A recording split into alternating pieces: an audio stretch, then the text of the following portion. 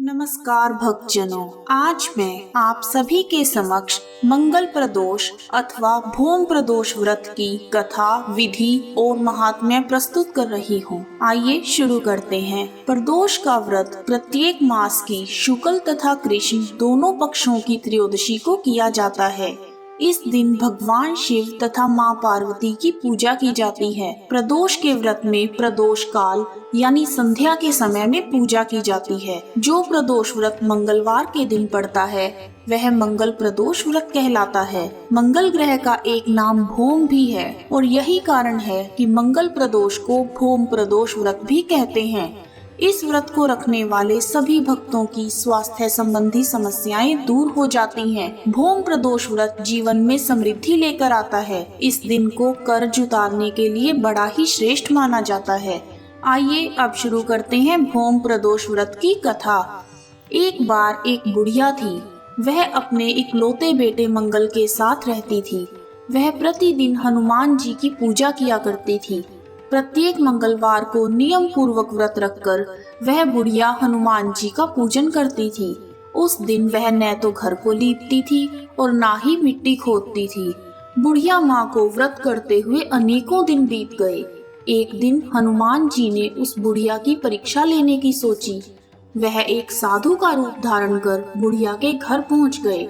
उन्होंने दरवाजे पर जोर जोर से बोलना शुरू कर दिया, यहाँ अगर कोई हनुमान भक्त है तो मेरी इच्छा को पूरा करे।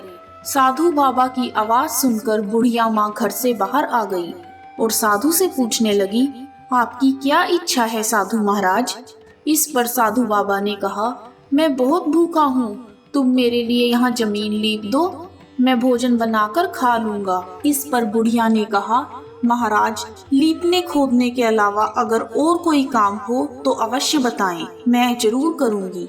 इस बात को सुनकर साधु ने बुढ़िया के हाथ में जल देकर 3 बार संकल्प करवाया कि जो भी वह कहेंगे बुढ़िया माँ को सब कुछ करना पड़ेगा। तो बुढ़िया माँ ने संकल्प कर लिया। तब साधु ने बुढ़िया से कहा कि अपने बेटे को बुला, मैं उसकी पीठ पर आग जलाकर भोजन बना लूंगा। तब बुढ़िया माँ बहुत दुखी हुई, परंतु वह संकल्प दे चुकी थी, इसलिए अपने दुखी मन से उसने अपने बेटे को आवाज लगाई और साधु बाबा के हवाले कर दिया। साधु बाबा ने कहा, बुढ़िया माँ, तूने ही तो इसकी पीठ पर आग जलानी है। तो बुढ़िया माँ ने दुखी मन से अपने संकल्प को याद करके अपने बेटे की पीठ पर लकड़ियां रखी और आग जला दी और वह तुरंत ही अपने घर के अंदर चली गई। कुछ देर के बाद साधु बाबा ने बुढ़िया को आवाज दी कि बुढ़िया माँ, खाना बन चुका है, आओ बाहर आ जाओ, सब मिलकर खाना खाएंगे। बुढ़िया माँ संकल्प में बंधी होने के कारण दुखी मन के साथ बाहर आ गई। तब साधु बाबा बोले, अपने बेटे को तो बुला ले, सब इकट्ठे बैठकर खाएंगे। बुढ़िया माँ ने साधु बाबा से कहा, मेरे बेटे की पीठ पर आग जलाकर ही तो खाना बना है, मेरे मन को और दुखी ना करें, वह कहाँ से आएगा? साधु बाबा ने बुढ़िया माँ की एक नहीं सुनी और कहा, एक बार आवाज तो लगाओ। बुढ़िया माँ ने रोते बिलखते हुए अपने बेटे का नाम पुकारा और कहा, मंगल, आ जा बेटा, खाना खा ले। इस पर बेटा घर के अंदर से दौड़ता हुआ आया और माँ के सामने खड़ा हो गया। बुढ़िया माँ बेटे को जीवित देखकर हैरान रह गई और साधु महाराज से पूछने लगी, हे बाबा, यह चमत्कार कैसे हुआ? साधु महाराज अपने वास्तविक रूप में प्रकट हो गए।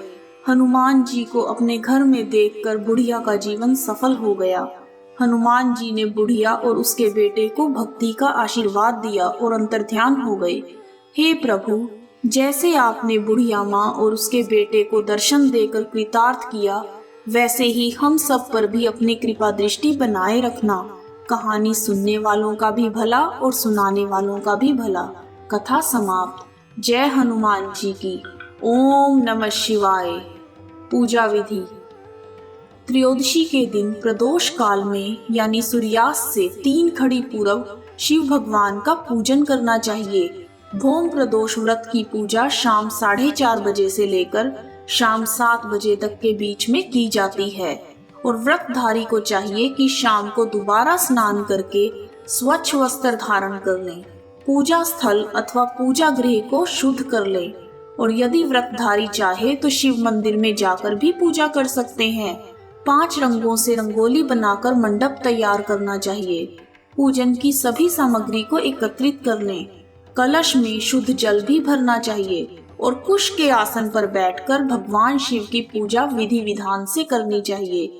ओम नमः शिवाय कहते हुए शिव भगवान को जल अर्पित करें और इसके बाद दोनों हाथ जोड़कर शिव भगवान का ध्यान करें। ध्यान के बाद भोम प्रदोष व्रत की कथा सुननी चाहिए और कथा समाप्ति के बाद हवन सामग्री मिलाकर 11 या 21 बार या फिर 108 बार ओम ह्रीम क्लीम नमः शिवाय स्वाहा मंत्र से आहुति देनी चाहिए। उसके बाद भगवान शिव की आरती करनी चाहिए और वहां उपस्थित गणों को आरती दें और उसके बाद प्रसाद को वितरित करें और उसके पश्चात भोजन करना चाहिए। भोजन में केवल मीठी सामग्री का ही उपयोग करना चाहिए। तो भक्तजनों, यह थी भोम प्रदोष व्रत की पूजा विधि। कथा सुनने के लिए आप सभी का धन्यवाद। ओम नमः शिवाय। जय हनुमान।